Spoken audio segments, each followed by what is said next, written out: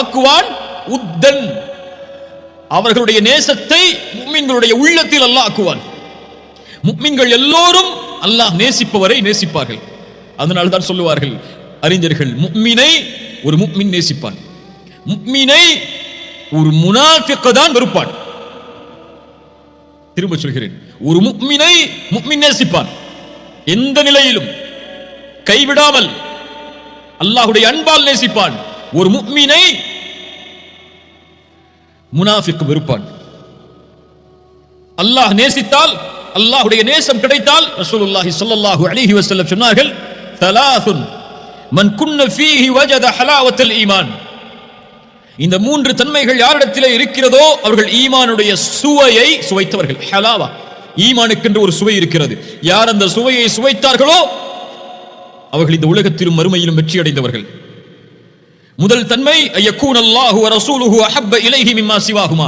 அல்லாஹ்வும் ரசூலும் உலகத்தில் உள்ள எல்லோர்களை விடவும் நேசத்துக்குரியவர்களாக உள்ளத்திற்கு மாறினால் அவர்கள் ஈமானுடைய சுவையை சுவைப்பார்கள்.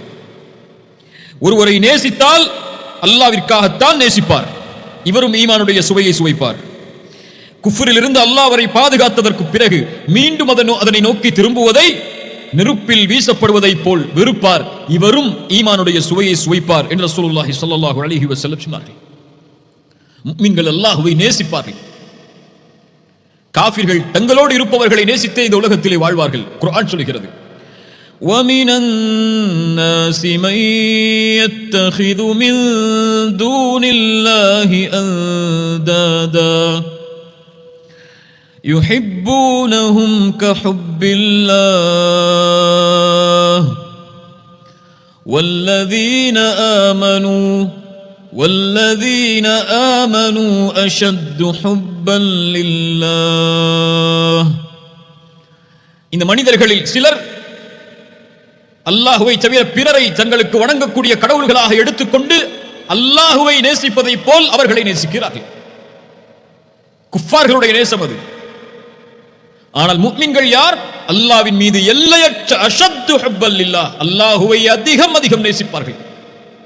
காலை விழித்தாலும் அல்லாஹ், இரவில் தூங்கினாலும் அல்லாஹ், அவர்கள் சிரித்தாலும் அழுதாலும் எல்லா நிலையிலும் அவர்கள் உள்ளம் அல்லாஹ்வுடைய அன்பால் நிறைந்திருக்கும். அல்லாஹ் நேசித்தால் சுப்ஹானல்லாஹ், அதை வார்த்தைகளால் சொல்லிவிட முடியாது. அல்லாஹ்வுடைய நேசத்திற்கு அல்லாஹ் நிபந்தனை வைக்கிறான் குர்ஆனில் சில இடங்களில். என் நேசம் கிடைக்க வேண்டும் என்றால் இதை செய்யுங்கள் என்று அல்லாஹ் வலியுறுத்துகிறான். அதில் ஒன்று, குல் இன் குன்தும் துஹிப்பூன